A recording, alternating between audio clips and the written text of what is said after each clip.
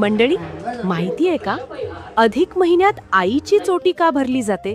सासूची नाही, तर फक्त जन्मदात्री आईचीच. यामागचं खरं कारण ऐकल्यावर तुमच्याही डोळ्यात पाणी येईल. एका आईने जगातलं सर्वात मोठं दान म्हणजे कन्यादान केलेलं असतं.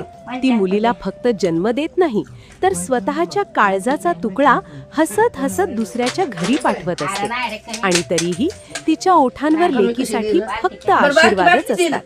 आईच्या या त्यागाबद्दल कृतज्ञता व्यक्त करण्यासाठी अधिक मासात लेकीनं साडी, खण आणि श्रीफळ देऊन आईची ओटी भरायची परंपरा आहे. पण सासूची ओटी का नाही?